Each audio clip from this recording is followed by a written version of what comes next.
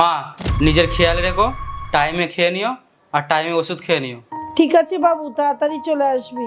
তুই চলে গেলে না ঘরে আমার একদম মন লাগে না। আরে মা তুমি চিন্তা করছো কেন? আর কোয়েল তো আছে তোমার দেখার জন্য। তোমার যদি কোনো কিছু প্রয়োজন হয় তুমি কোয়েলকে বলে দেবে। 1 মিনিট। কোয়েল, কোয়েল, কি হলো?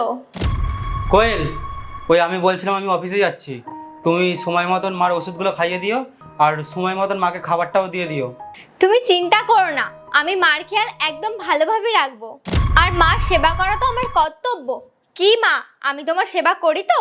মা নিজের খেয়াল রেখো, আমি তাড়াতাড়ি আসার চেষ্টা করব।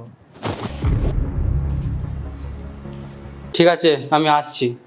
বাই।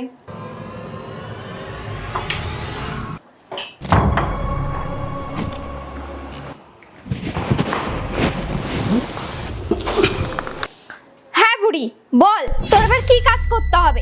আমার তো আর কোনো কাজ নেই, আমি তোর পিছনে পড়ে থাকি। আমি তোকে দিয়ে কোনো কাজ করাতে চাই না। তো এখানে কেন এসেছিস? গ্রামে থাকতে পারতিস। বৌমা, গ্রামে আমার একা কাজ করতে খুব অসুবিধা হতো। এই দুনিয়ায় বুবাই ছাড়া আমার কেউ নেই। ওর কাছে থাকবো না, আমি কোথায় যাব? এই বুড়ি, এই ঘরে বুবাইয়ের সাথে না আমিও থাকি। বুবাই একা থাকে না, বুঝলি?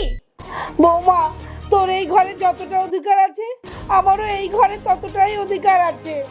তোর বেশি মুখ চলছে না, দাঁড়া তোর এক্ষুনি ব্যবস্থা করছি। হ্যালো বেবি, কোথায় আছো তুমি? তোমার কথা আমার খুব মনে পড়ছে।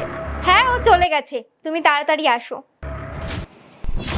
আমি তো এটার জন্য অপেক্ষা করছিলাম, তোমার বর কখন চলে যাবে। আমি তো এইটাই ওয়েট করে থাকি, ও কখন যাবে আর তুমি কখন আসবে। আরে ও তো চলে গেছে, এই বুড়িটা কবে যাবে? জানি না কবে যাবে, দেখো না কিভাবে সামনে বসে আছে, নির্লজ্জ। আমি কেন লজ্জা পাবো? নির্লজ্জ তো তুই।